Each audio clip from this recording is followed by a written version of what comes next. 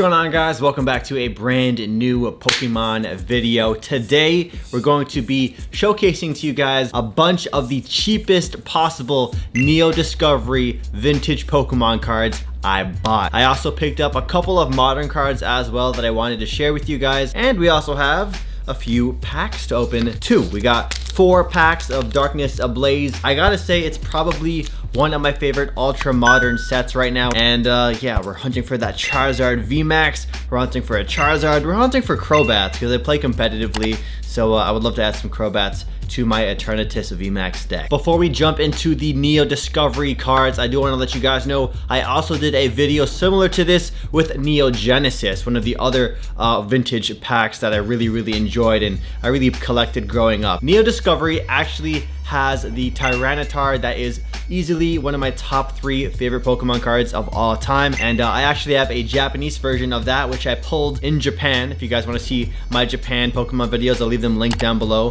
my collection and a tour video. This is a super nostalgic set, very close to my heart. Let's get to the 4 booster packs, some of the modern Pokemon card pickups that I intend to add to my collection and my sort of like investment collection. So here we go. We have 4 packs of Darkness Ablaze to open. It's crazy. The value of these packs has shot up quite a bit since I started getting back into the trading card game. When I first started getting back into the cards, I was buying a lot of these and Sword and Shield base sets along with XY evolutions. So let's get to it. Hiding Energy, Fletchinder, Gothorita, Panpour, Teddiursa, Rookie D, Torchic, Trapnich, Darkrai, Reverse Holo, and a Dracozolt. Let's get to the next one, and then I'll show you guys some crazy awesome vintage cards. Now the vintage cards, of course, are not going to be very expensive ones. I of course am doing this cheapest possible series, or the cheapest series where I show you literally 50 cent to $1 cards, sometimes a $2 card, but not trying to ball out at the moment. We're still tight on our Pokemon budget. All right, here we go. Fire Energy,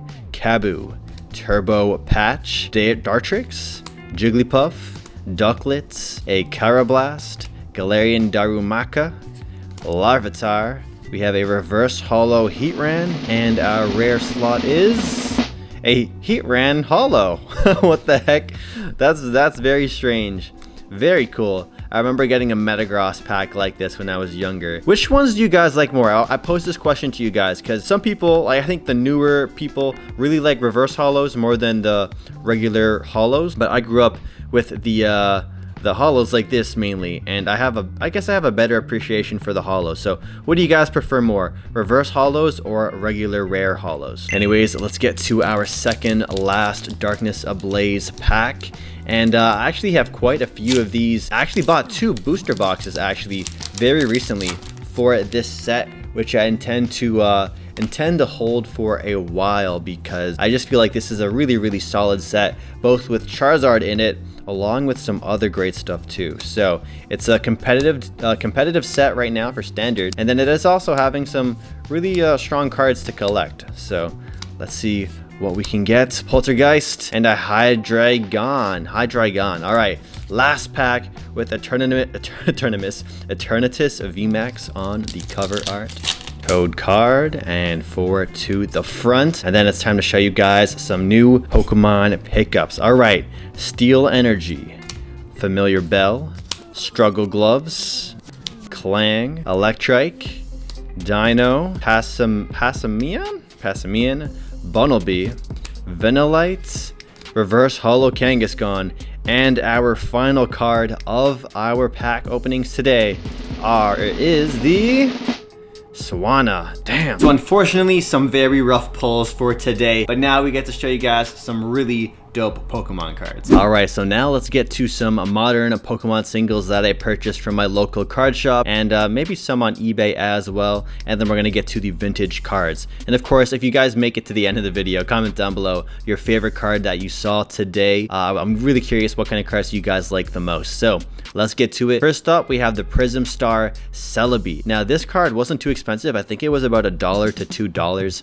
and I love the art on it. It has this cool like green flame behind Celebi Celebi, and it's one of my favorite Pokemon that actually looks like a, you know, a piece of lettuce. And I like that they have this cool Prism Star like little thing going on the body of the card. I think this card is super underrated. I'm a big Celebi fan, so this will look cool next to any other Celebi cards I have in my collection. Next up, we have Sylveon EX, and this is a card I picked up for I think $8 Canadian, and the prices on these cards are starting to go up right now. This is from Generations, the 20th anniversary of Pokemon cards. They did a whole special set, and they did a special subset within those booster packs. So this is from the Rainbow collection, I believe. I love the artwork. Sylveon is known as one of the most popular evolutions. I think it's just because it's a super modern Pokemon, and then we have Eevee in the background. So it's really cool. I love when they do like 2 different Pokemon inside of one card. And honestly, I'm not too big of a fan of this particular Pokemon. This is a card I pretty much just bought as a stonk, a Pokemon stonk card. So I'll definitely sell this down the road. The overall centering and everything is really good, which is surprising because I never really got to see any of the photos for this card before buying it, just the stock image. So the fact that this card ended up coming to me in some really nice shape is really encouraging. All right, next up we have a Blastoise EX. This is more of a personal pickup, and I forget what the centering is like on the back and stuff. It doesn't really look too good on the front. It looks a little left heavy, and then the right side is a little thinner. But regardless, Blastoise is one of my favorite starter Pokemon of all time, and this is actually from XY Evolutions. So as you guys know, the prices for Evolutions is absolutely just insane right now. I think I'm seeing like 20 to 25 Canadian dollars for one pack of XY Evolutions, which is insane to me because I was paying I think $7 for them back in September when I got back into the card game, and I saw the prices raise every single week by $1 till they jumped from 10 to 11 to $15, and I was like, I'm tapping out. So I have no plans to buy any more XY Evolutions unless they come to me in a special box set. So I figured this would be the only way I'm going to be able to get these cards, just by buying the singles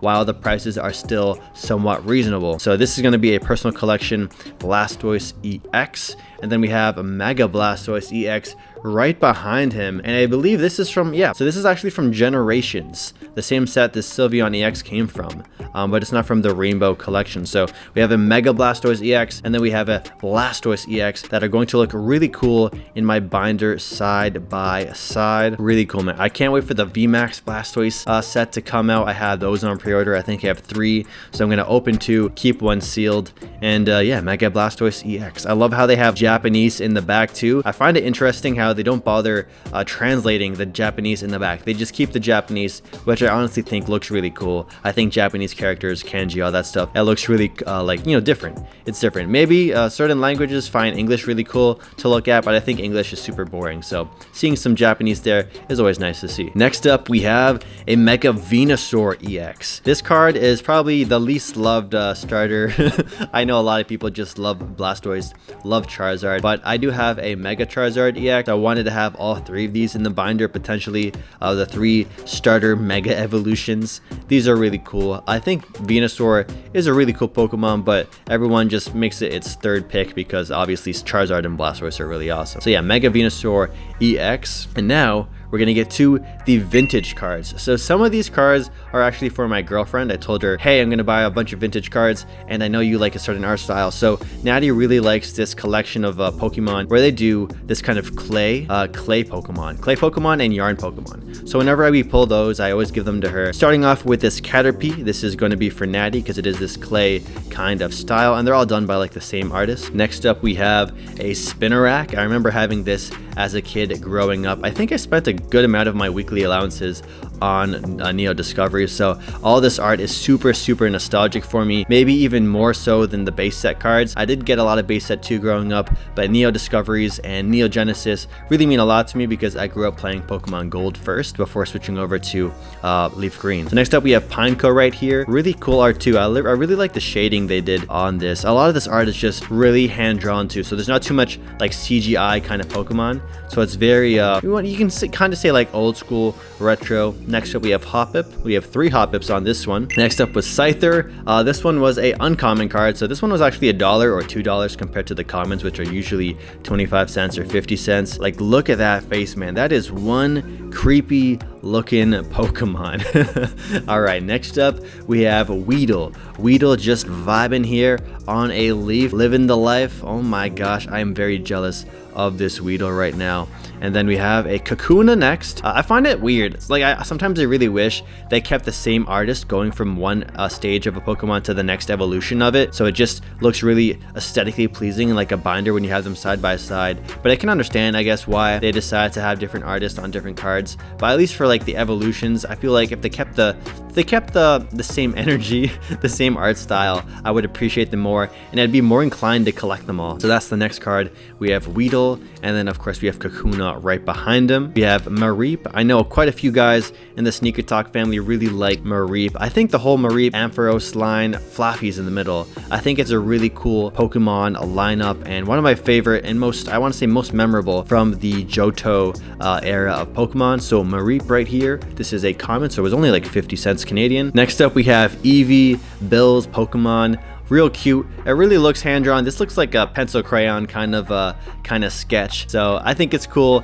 It's something I probably would have like redrawn as a kid. Like when I grew up, I remember trying to draw my own Pokemon cards and redrawing like Super Smash Brother logos and stuff. So Eevee right here, such a classic iconic Pokemon. Of course, next up Pikachu, because they had the whole Let's Go series. Next up we have Houndour.